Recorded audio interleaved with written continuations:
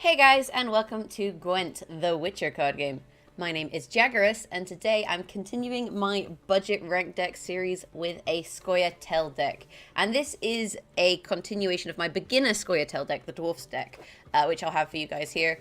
This deck is a Bruvahug deck, so ideally you need him to play him. This deck, you can play it with Francesca, for example, but I think it does better with Bruvahug. So, as you can see, we have our Mahakam defenders, which we can put on the board, and they gain resilience when played and at the start of each round, so they'll stay on the board for all 3 turns. Similarly, we have Scoia'tael, who also gains resilience when played and at the start of each round, so another kind of relentless dwarf. Then, on top of that, we have a Yarpen Zergen, gain resilience. He doesn't get it at the start of each round, so he'll only stay on the board for 2 rounds, but we have, these resilient dwarfs that we want to kind of keep on the battlefield. Next up, we have we'll go through our gold cards. Ciri, you get for free at level 18. I just really like her. I like the kind of idea that, even if you lose the round, you get her back, so you can then maintain card advantage. I think that's really useful.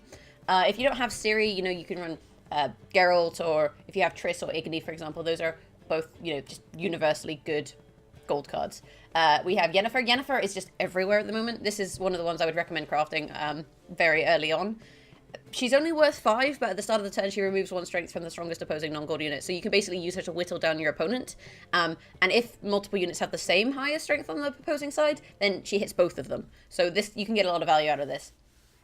Then we have Milva, and we'll kind of talk about this in conjunction with Barclay Els, because there's a kind of whole synergy we're going to do here. Milva returns the strongest non-gold, non-relentless unit, except for herself, on your side to your hand, and then your opponent does the same, so you both get a card back. But the thing that's interesting about Milva is, you can use her to replay a card, basically, and get the effect twice. And what we generally want to do with this is use her to replay Barclay Els. Barclay Els adds 1 strength to all your other dwarf units, wherever they are. So whether they be in your hand, your deck, your graveyard, whatever. They all get buffed. So effectively, we want to just play Barclay a lot of times, because of how many dwarfs we have in this deck, you're getting a lot of value out of him. So the other way we can replay him is with Decoy. Decoy is a legendary card, but you do get this for free at level 20. So it's worth holding off till then. If you don't have, Decoy and Milva, you can still run this deck. I've run this deck on ranked without those cards. But once you have them, they're really nice to kind of slot into the deck to add that replayability to Barclay. And then the thing is, with Bruvahug, you can play a silver card from your deck, and you can pick the silver card. So then if you don't get Barclay in your mulligan, you can target draw him with Bruvahug. And similarly, you can target draw the Decoy, should you want to basically replay Barclay, for example. If, you get both of these, or you think you're up against something that might be problematic, you can also target draw your Meritium Bomb and your Scorch, those other 2 kind of silver staples that we see in all of my decks. Then on top of that, I've mentioned Yarpen. We also have Sheldon Skaggs, who's just generally strong. And a dwarf. If you don't want to run him, I run him because, I like dwarf synergies, but if you don't run him, there's plenty of other options in terms of silver cards that you could run, even like Commander's Horn, because you can buff all of your defenders, for example. Just find something that kind of works for you. In terms of our bronze cards, we have our Mahakam Guards. Immune to weather, add 3 strength to a non-gold unit on your side. If it's a dwarf, add 5. So we're going to use these to buff our resilient dwarfs. Dwarven Skirmishers, remove 3 strength from an opposing non-gold unit. If it's destroyed, gain 2 strength. So this is just for a little bit of removal. We have 2 Hawker Healers, add 3 strength to all other non-gold units on the row. So you can use these guys to buff these guys, basically, which is quite nice. Yeah, that's basically kind of it for that. Then we have 2 Alza's Thunder, just to remove problematic cards, and 2 First Lights, just to remove weather effects. And then we have the 1 Demeritium Shackles, which, again, you can use it to basically demote gold cards to make them less problematic, or to just remove a very high strength or highly buffed card, is the plan. And these are more kind of situational. If you find you're not going up against monsters that much or weather, then you can remove the First Lights. If you find you need a little bit more clear, you can kind of tech things in depending on what you need. Anyway, let's jump into a game and I'll show you guys this deck in action.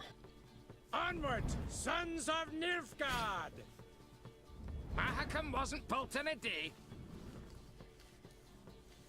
Okay, this is interesting. This is the first time I've ever played against this Nilfgaard leader. I have absolutely no idea what he does then. For some reason, during the mulligan, you can't mouse over his cards to see their abilities. I think he moves spying units between different places. Okay, so we have Decoy, which is really nice. We hopefully have Barclay. No Barclay, unfortunately, though we can target draw him. We don't need First Light, because we're going against Nilfgaard that don't run weather. We can remove Demiritim Shackles as well because we have Demiritim Bomb. And I'm gonna mulligan one of the guards, I think, because we have 2 of them. We got Zoltan, which is nice, but it would have been better to see, you know, Barclay. But, I mean, we can target draw him, so that's fine. In terms of the Scoia'tael faction ability, I normally don't use it on the first turn. You may as well just let the coin flip decide, because I think it's better to go second, and then you have a 50% chance of going second anyway. So Fake Siri will move to his side of the board when I pass. Oh, I've got hiccups. So he wants to play loads of spy units because then he can get them back. We're going to target draw our Barclay, who apparently is the only silver card we didn't draw here. So that's useful. I mean, it means Bruvahug is basically just Barclay here. And then we can always decoy him and buff our dwarfs again. We're not usually trying to win the first round. We're normally just trying to get kind of a little bit set up with our defenders and whatnot. And see what our opponent gets up to. We have Siri, we can always play this round, you know, even if we don't intend to win it, just to draw things on. Oh, he assassinated him. You don't often see that happen. That means we can't decoy him, unfortunately. But it is what it is. We'll play Zoltan for now. Always willing, pal. Zoltan, like, he's got resilience and he's gold, so he's really hard for your opponent to remove. I'm really sad. Barclay cannot be decoyed.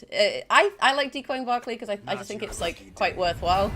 But it's not the end of the world. Like, we can always decoy a Mahakam card, for example, and extra buff our defenders. You know, there's definitely other options in terms of what we want to do here. Cool, we'll play Siri. Don't make me laugh. Like, I don't necessarily intend to win this round. I mean, he's getting these 6 points at the end of the turn. Ideally, what we're just doing here is trying to draw out cards from him. Okay, and he's opted to pass. So if we play 7 strength here, we do win the round, I think. Or do we tie? Let me have to do some maths. No, because she'll get buffed at the end of the turn.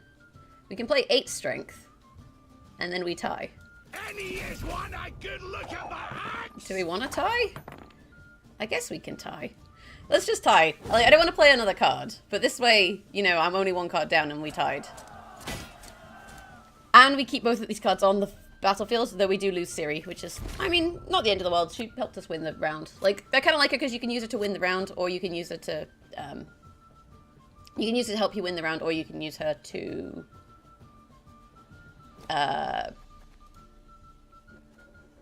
what am I trying to say? Like, you can, to keep card advantage, basically. He's gonna Rot Tosser the back row. We can just Alzur's Thunder the Rot Tosser, which is a nice option, so let's just get rid of that. I mean, we basically use it to save 8, so we got 8 value out of the Alzur's Thunder, which I think is generally quite worthwhile. I guess he's gonna die. I mean, we could put something in the back row to protect him, like this, but this is still, you know, it's still worth 7. So it's maybe not the smartest thing in the world. And the thing is, this only targets opposing units, so we can't use it to get rid of the Rot Tosser. Although, actually, we can decoy the Rot Tosser, and then we can play it on his side. I always forget that you can do that. So decoy, see, still a useful card, even if we didn't get to decoy Barclay. Milva's a little bit of an awkward one because, you know, he's going to get his card back as well. Provided they've not passed. Although if he passes, like, we could replay it, but considering this is for victory, he's not going to pass. Like, he's going to play all of his cards. Please wait, Your Excellency. I'm falling behind. The other thing you can do with decoys, I could have used it to decoy his spying cards and play them again, effectively, which is kind of cool. This gives us the strongest card back, so we'd get Yarpen back, and then we could, like, replay him, but that's not hugely useful, really. We'll put our defender out. It's you know, 5 points. He lost both of his Rot Tossers there, so, you know, 8 value out of the decoy. Just try and think about, like, how much value you're getting out of cards. That's one of the best ways, I think, to just kind of understand what's going on effectively. Unfortunately, if I Milva, he gets this back because this is the strongest unit on the board, and then it gains strength. So we probably don't want to do that. We can always debomb though, so that's nice. Or we could scorch it. At the moment, it's the strongest unit on the battlefield. We'll play this guy for now. We're going to target the combat engineer because I don't want to weaken the Impera because, like I said, we can always scorch it. No one can hide from me. Bear in mind, like, he's taking all of these spying units back. So that's worth being aware of. So in this situation, to be honest, you know, scorching and killing this isn't necessarily a bad plan because this is 12 strength for him. So we're gonna self-scorch, which maybe seems counterintuitive, but when you realize he's gonna kidnap them all back, you know, it's not a bad play whatsoever.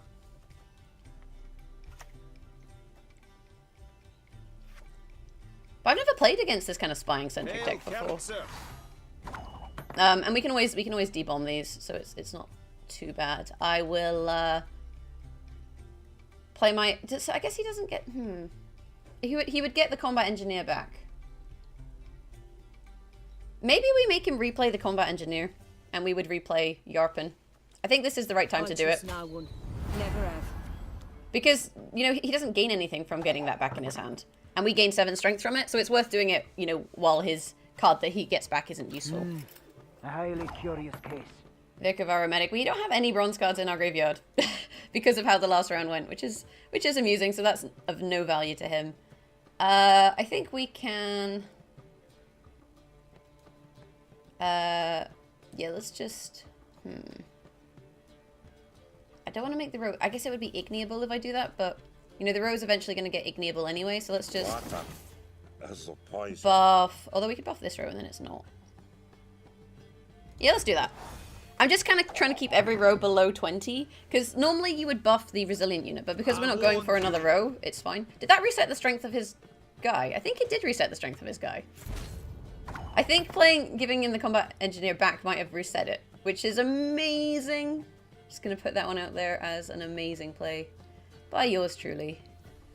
Let's go with this guy. I mean, he's only got 8 strength on this side, so, you know, when he plays John Calviet, it's not going to be that useful, and we can debomb this guy, so I'm not hugely worried. I think this is game in hand. I always sometimes like, in casual matches at least, drawing, because I feel like it's an interesting option. He's going to be really salty about this draw. We'll just use it. He basically lost, what, like, 15 strength from that? And really surprising, he must have drawn Yennefer, because you would have played Yennefer early if you'd had her. We can just debomb this row. I mean, he's going to get 2, 4, 6, 8, 10 strength, which puts him on 36, but and we'll go down to 52. But, you know, unless he's got an awful lot of strength here, I don't think he's going to win this round. You know, 52 versus 36. He gets a Yennefer hit in on 2, which is annoying, but do you have 14 strength in one card? No. And that's game. And like I said, I do think it's interesting to draw, especially in casual matches, just to see kind of how it works out. I think in general, you know, drawing's not the bestest plan, especially with a deck which relies on keeping units on the board. But that was fun, and I've never played against this style of deck, so I really had no idea what to expect. But good game. We'll jump into another game, and I'll show you guys the deck some more. Any last words? Mahakam wasn't built in a day. Okay guys, so we're going up against Eredin, which means we're going to want to be hanging on to our first lights. We have our decoy here, which is nice, and we have Barclay, and we have Milva, which is lovely draw, but we don't have any resilient dwarfs. So that is what we're looking for at this point. We're going to start by mulliganing the Hawker Healer, and the Dwarven Skirmisher, and the Mahakam Guard. And absolutely no resilient dwarfs. What is a resilient dwarf deck without resilient dwarfs? This is not too much of a problem. We can more or less spend this turn, you know, replaying Barclay, and then once we've played Barclay a bunch, we can always pass and go to the next turn. We can try and find it with a rally because we have the 2 first lights. So we've got options, basically. Oh, I've got hiccups, basically. So let's get this guy out. So the thing is, because we've got Barclay and Decoy, we need to think, you know, what can we use Bruver for? We can use him to find Yarpen, who gets kept on the battlefield for 2 turns, so we can always do that on the next round. We've also got Sheldon Skaggs and Scorch in there. So those are the current cards that we can draw with Bruver. I'm just going to keep mousing over him. Just mouse over things. We're all dressed up just for you. So at the moment, Milva will just give him the Crone back, which is fine, because he'd just have to replay it. So we're gonna Milva for now. Don't you fret about me. I can take care of myself. And you see Barclay comes back into our hand. And you could actually pass here and then play him on the next turn. That is also an option. It's a nice option too. And you can see he's just replayed the Crone. So out comes our Barclay. And honestly, like, we're gonna have a 7 and 11, but if this guy wants to keep going, it's kind of drawing cards out of him. So I don't really mind, because we're just setting ourselves up to look good in the future, which is always a good option. We'll decoy this. I've got to get play him back out. mess in order. And you can see just how much we've buffed our dwarfs here. That was 3 plays of Barclay Els. So every single one of the dwarfs in our deck is now pretty buffed. I think he'll probably pass here. If I were him, I would pass here. Like, you keeping a 10. I don't know why this guy is playing cards. Like, I have 18 strength on the board. Maybe we can try and bait another card out of him. Talked enough. Siri is often played as a way to try and bait cards out of your opponent. Because, like, if I pass before I played Siri, it's the same as me passing after I play Siri. You know, I get her back. It was just to kind of see what he did. But he's opted not to go for the bluff, which is a wise decision, to be honest. We can always target draw the Scorch, you know, with our Brewer. So I'm not really worried about him keeping Eridan. Basically, it's all good. Can I have a defender? No. So now we have to make a decision, because we need to win 2 rounds, right? I want him to go first. We need to win 2 rounds, and I can target draw Yarpen, which will stay on the board, or I can target draw... Scorch. I think what we're going to probably do is target draw Yarpen, because the thing is, we can play Yennefer this round, and we play her nice and early in the round. She's going to start, you know, zapping these guys, and they're going to have a generally bad time. So this is, you know, a nice option for this round. The other thing is we can always rally with one of our first lights to try and get the resilient dwarfs out. He's probably going to play Fog, because he's got his 2 foglets out. I think we'll... Do we go for Yarpen now? I think we can just play Siri for now. Don't make me laugh.